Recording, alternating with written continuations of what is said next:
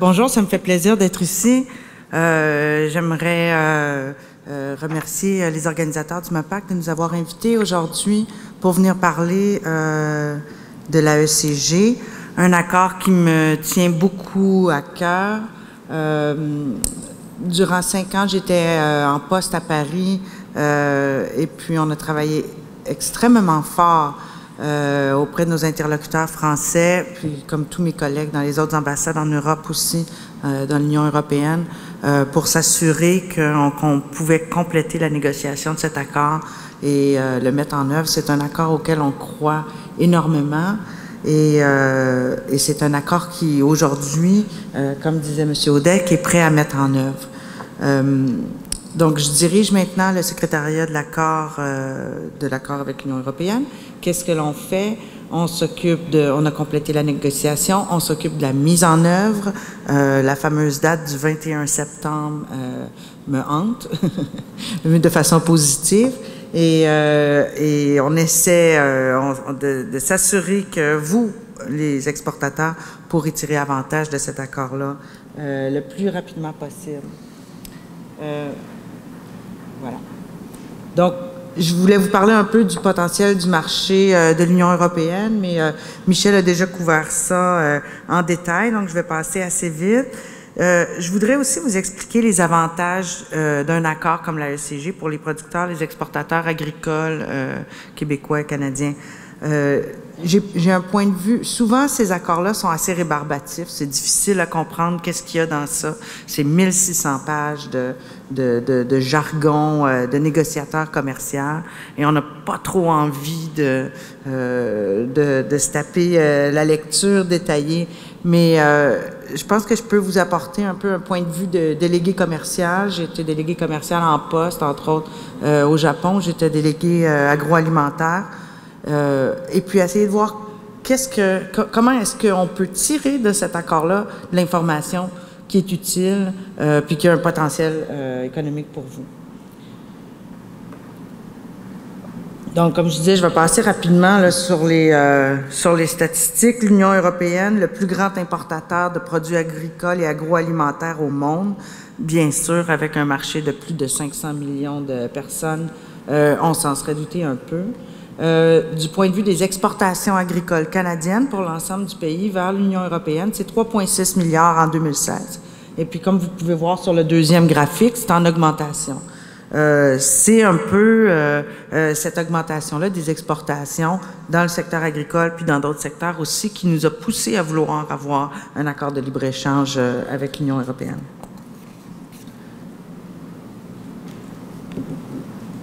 Par contre, du côté des marchés agroalimentaires en Europe, on a beaucoup de compétition. Le Brésil, les États-Unis, l'Argentine, la Chine, la Turquie sont devant nous.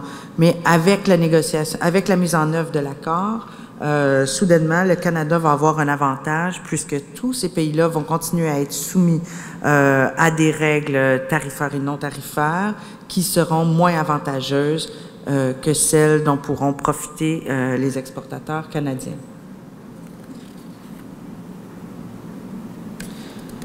Juste un peu rapidement, mais on en a parlé déjà, mais l'adaptation des produits au marché, les tendances agroalimentaires puis des consommateurs en Union européenne sont un peu dans la même foulée, dans la même ligne que ce que l'on voit ici, mais peut-être avec quelques années d'avance sur les plats préparés, sur végétarisme et flexitarisme, donc un peu de tout, on fait sa propre formule.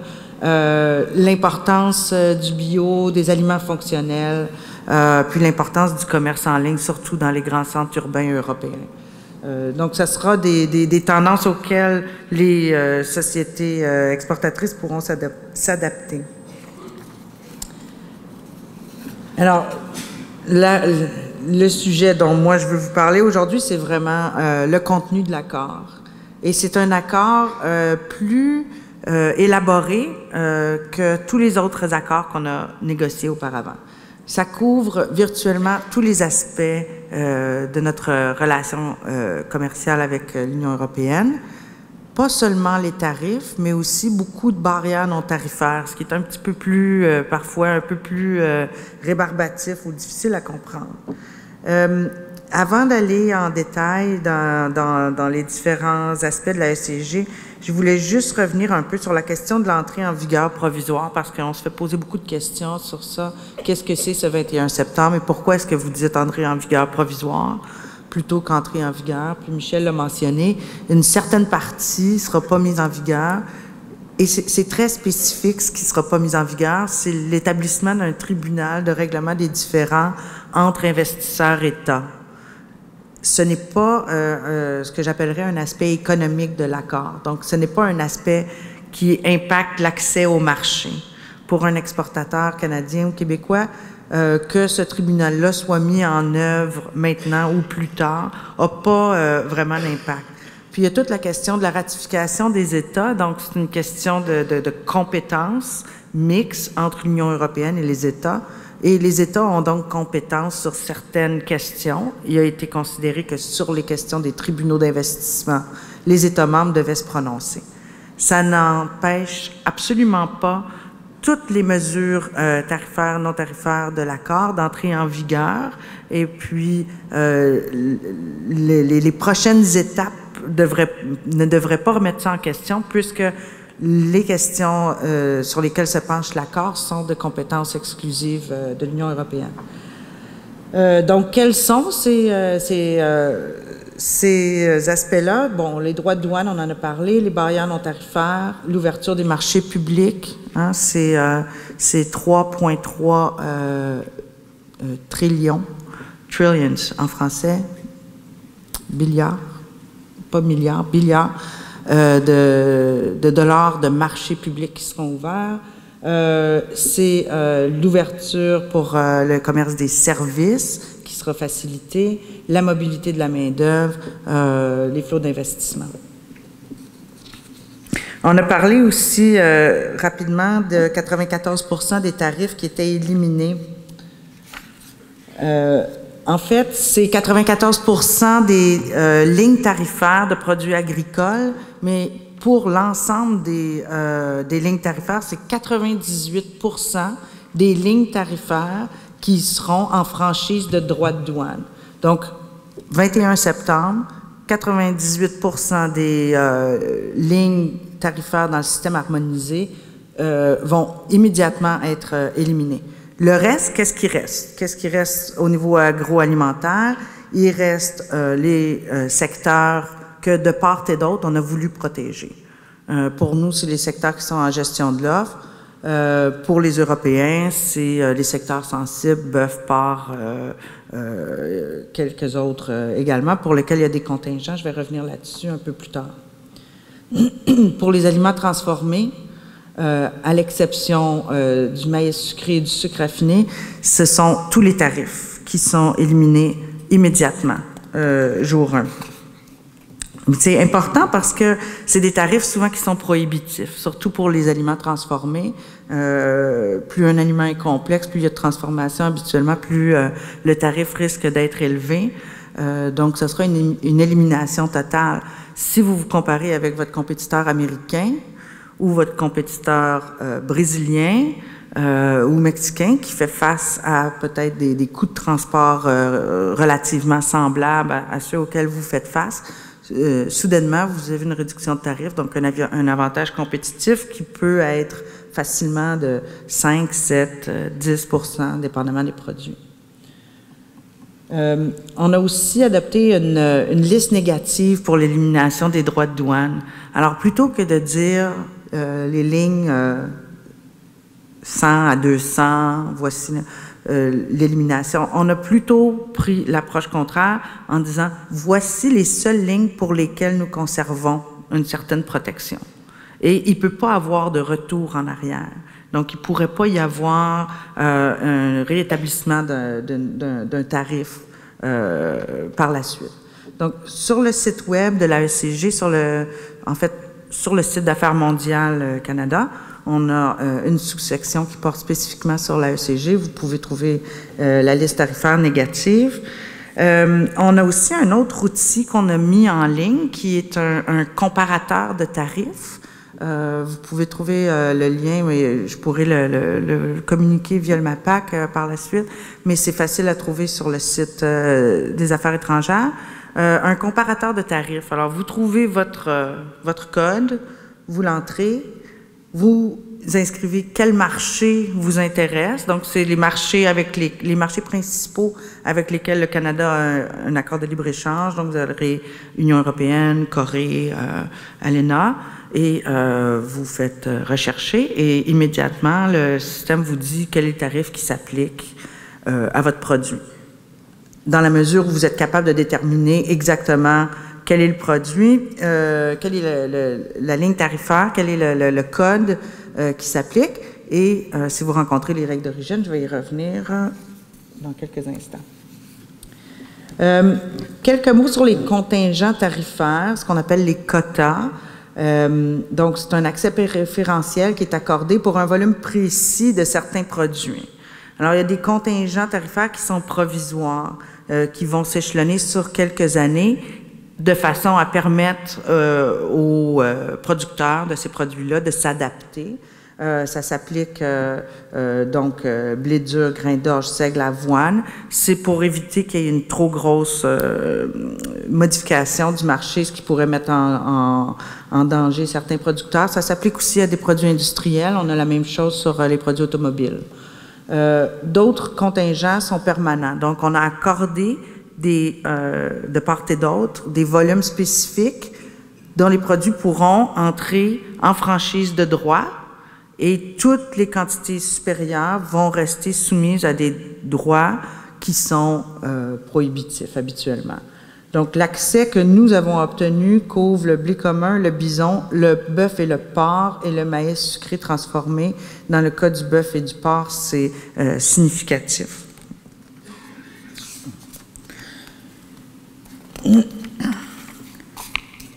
Je m'excuse, il y a beaucoup d'informations sur cette page, mais je pense que ça donne une bonne vue d'ensemble. On a essayé de mettre en exergue là, quelques produits où la réduction de tarifs est significative. Pommes de terre frites congelées, 14,4 à 17,6 % dépendamment du produit. Donc, ce que je disais un peu plus tôt, par rapport à votre concurrent américain, par exemple, vous avez un avantage concurrentiel immédiat le 21 septembre si vous faites des pommes de terre frites congelées qui peut aller jusqu'à 17 %. Canneberge séchée sucrée, 17 %. Légumineuses transformées, 7,7 %. L'huile de canola, 3 à 9 %. C'est moins élevé, mais c'est des produits qui sont plus sur le volume plutôt que sur le bénéfice, sur les marges. Légumes préparés, 20 %. Sirop d'érable, 8 %. Celui-là, je le trouve très intéressant parce que le but d'un tarif, habituellement, est de protéger une industrie locale. Alors, on protégeait toute l'industrie locale du sirop d'érable européen, inexistante. En fait, ça protège un peu l'industrie du miel ou de d'autres produits semblables. Donc ça sera éliminé immédiatement. Fruits frais, cerises, pommes, etc. Dans le carré en haut, donc les tarifs qui seront éliminés sur 7 ans, donc les contingents progressifs, blé dur, orge, avoine, maïs sucré, et puis finalement, les contingents tarifaires pour le blé commun, 100 000 tonnes, le bison, 3 000 tonnes, le bœuf, 50 000 tonnes de façon progressive sur 5 ans, jusqu'à ce qu'on atteigne le 50 000 tonnes. Porc, 80 000 tonnes, c'est énorme, sur une période de 5 ans aussi.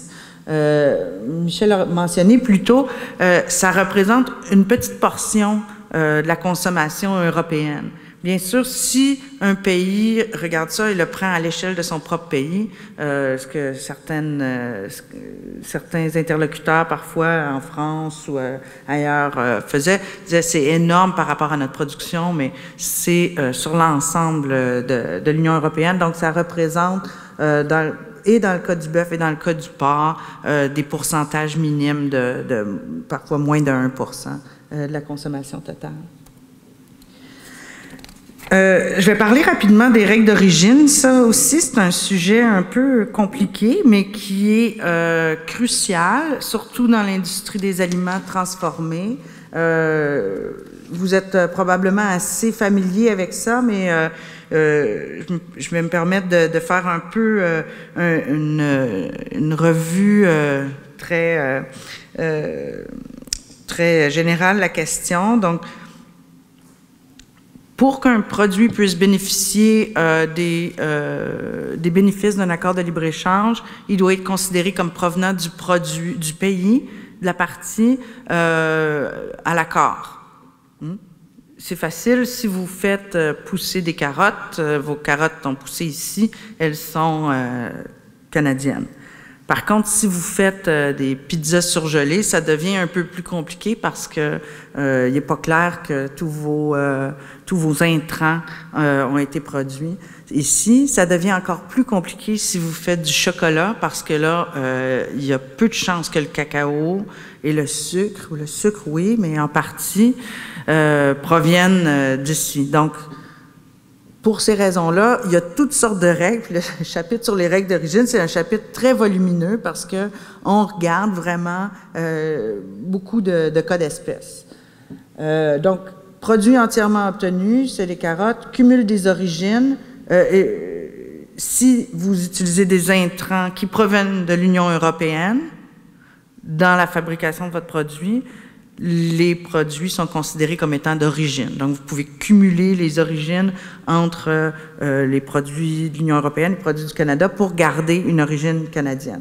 Il y a aussi des dispositions qui font en sorte qu'éventuellement, si d'autres accords de libre-échange, si l'Union européenne et le Canada s'entendent pour inclure les intrants provenant de d'autres marchés avec lesquels les deux parties auraient des accords de libre-échange, ceux-ci pourraient devenir des produits sous le cumul des origines, mais c'est un peu pour le cas de figure où il y aurait un accord de libre-échange entre l'Union européenne et les États-Unis, mais je pense qu'on n'y est pas tout à fait. Donc, les procédures à suivre pour déterminer quelle règle d'origine s'applique à votre produit. Ceux d'entre vous qui êtes très familiers avec l'exportation, vous y êtes certainement frottés souvent, mais dans ce cas-ci, donc, déterminer quel code du système harmonisé s'applique, présenter aux autorités européennes une demande de décision préalable, comme ça, vous ne risquez pas d'avoir une décision différente de celle à laquelle vous vous attendiez lorsque les produits arrivent à destination, et compléter une déclaration d'origine, la déclaration de l'exportateur que vous devez placer sur la facture ou sur les documents commerciaux. La question des décisions anticipées, ça c'est important, puis c'est quelque chose de nouveau avec la ECG. C'est des décisions qui sont écrites et exécutoires, donc qui ne peuvent pas être modifiées par la suite. Ça peut avoir un impact important, comme je disais, sur les produits à haute transformation, pour lesquels l'origine est plus compliquée à déterminer. Donc, je reviens un peu sur les contingents d'origine. J'ai passé rapidement là-dessus. Il s'agit de produits fabriqués à partir d'ingrédients non originaires qui pourraient bénéficier d'un tarif préférentiel. Donc, je pense produits transformés, confiserie, biscuiterie, boulangerie parfois. Donc, il y a certaines quantités annuelles qui ont été allouées pour lesquelles le contenu d'origine est différent et moins élevé, donc plus avantageux pour l'exportateur. On parle de produits à teneur élevée en sucre, des sucreries, des préparations contenant du chocolat, des aliments transformés, les aliments pour chiens et chats.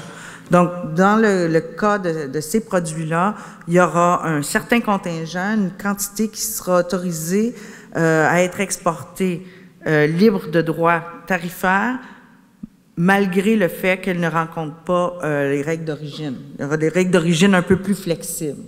Il faut faire une application via le service de contrôle à l'exportation du ministère des Affaires étrangères.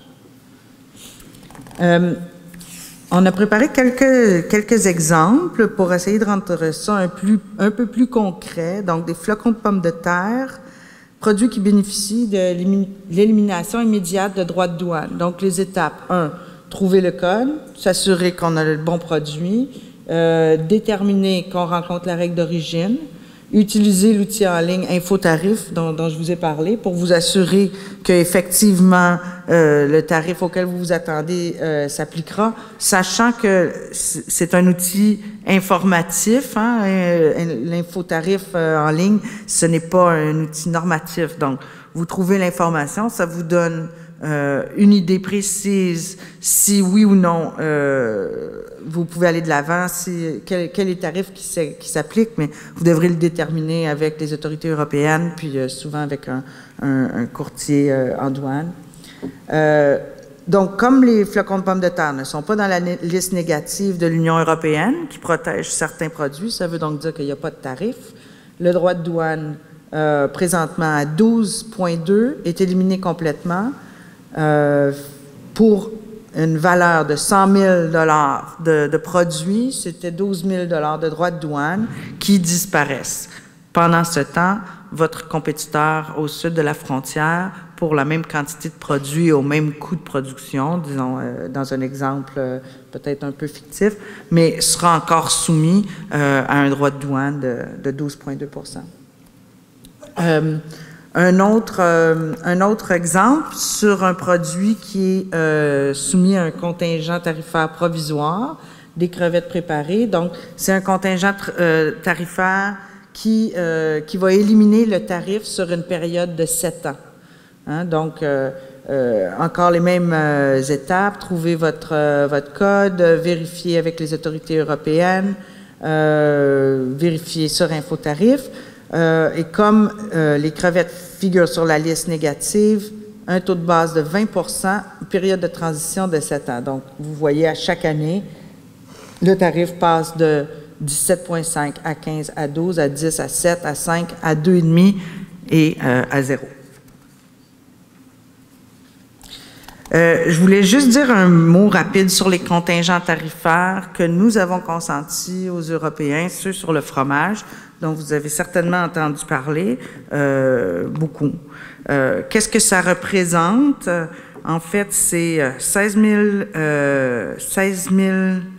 tonnes de fromage fin et 1700 tonnes métriques de fromage industriel, du fromage pour la transformation. Qu'est-ce que ça représente? Donc, ces quantités-là de fromage européen pourront entrer au Canada libre de droits de douane. Qu'est-ce que ça représente par rapport à la production canadienne? C'est difficile à évaluer parce que lorsque ça a été négocié, depuis le marché a évolué, ça a été négocié il y a quelques années, mais c'est environ 4 % de la production canadienne. Donc, c'est pas un peu comme nos contingents de bœuf et de porc qui entreront en Europe. Ce ne sont pas des quantités monumentales. Et puis, ces contingents-là seront accordés sur un principe de licence d'importation. Donc, ce ne sont pas nécessairement les exportateurs européens qui vont pouvoir dicter exactement quels produits et où ceux-ci vont aller, mais ce seront des importateurs canadiens. Qui sont les importateurs canadiens? Le petit graphique est un peu complexe, là, mais je vous dirais, c'est 50 % ce sont les fabricants de fromage ici au Canada qui pourront obtenir les licences d'importation et 50 % ce sont les détaillants et distributeurs. Et dans ces deux catégories-là, on a séparé les proportions entre grandes entreprises et plus petites entreprises, de façon à s'assurer qu'il n'y aurait pas de concentration trop grande à aucun endroit.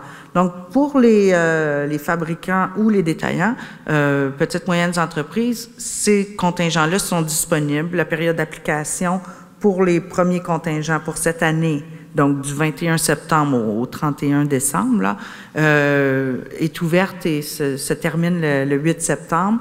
Et la période d'application pour l'année 2018 va commencer le 1er octobre.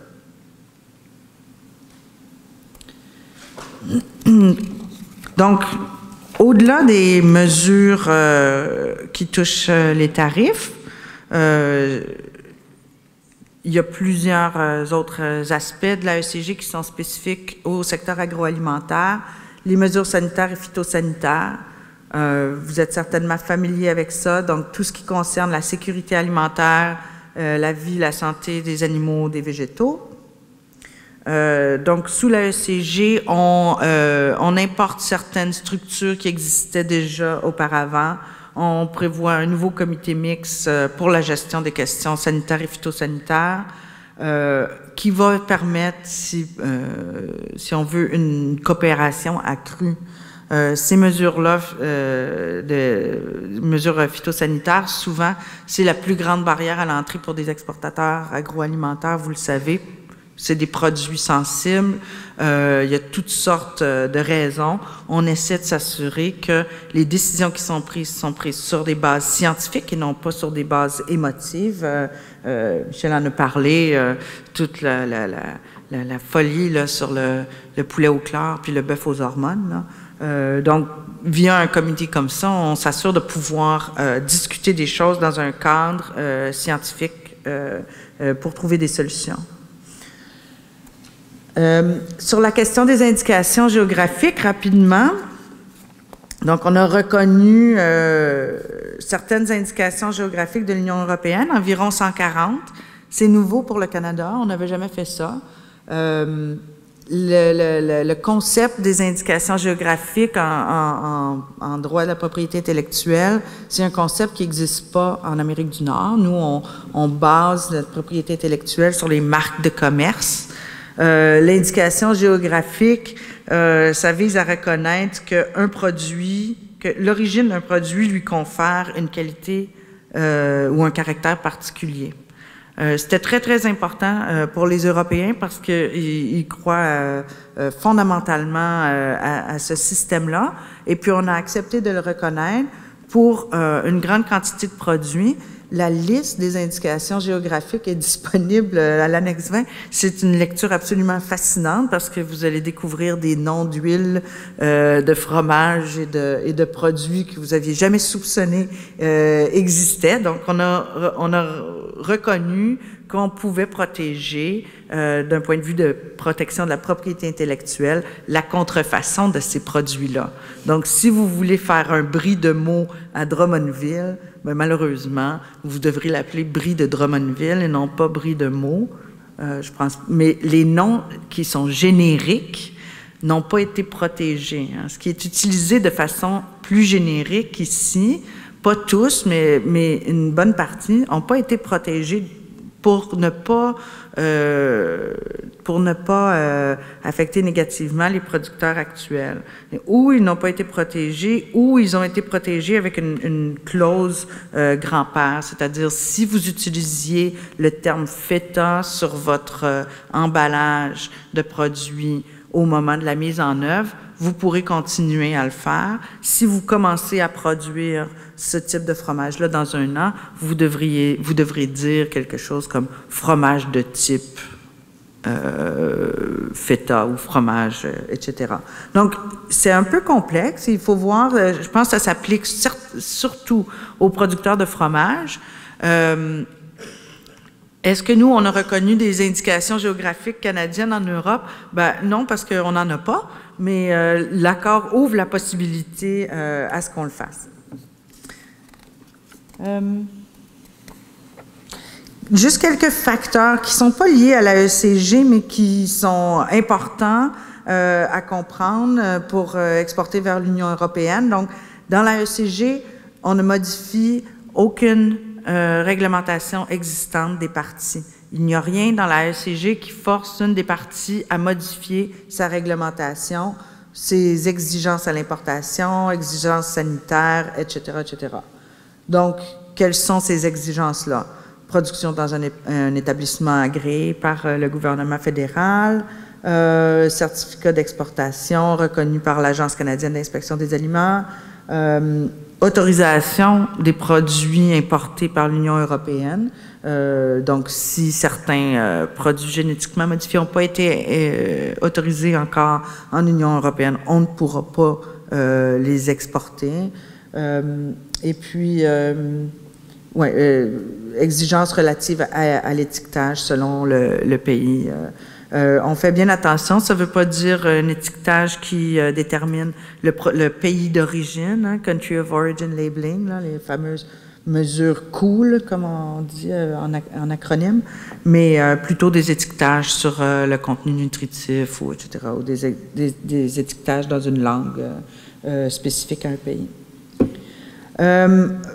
Le réseau des délégués commerciaux des délégations générales du Québec est bien présent. Dans les pays où les délégations générales du Québec ne seraient pas présentes, il y a aussi le service des délégués commerciaux dans les ambassades canadiennes, ou même on travaille très étroitement dans les pays où on a des importantes délégations, entre autres sur Sial, sur Anuga, avec nos collègues. Donc voilà, service des délégués commerciaux, la section sur la ECG sur le site du ministère des Affaires mondiales. Nous avons une section sur Faire affaire en Europe sur le site d'Agriculture Canada qui parle plus spécifiquement des exigences européennes. Et puis finalement, le guichet unique du ministère de l'Agriculture du Canada qui peut répondre à vos questions. Voilà, j'espère que c'était une présentation qui vous a été utile, puis ça me fera plaisir de répondre à vos questions.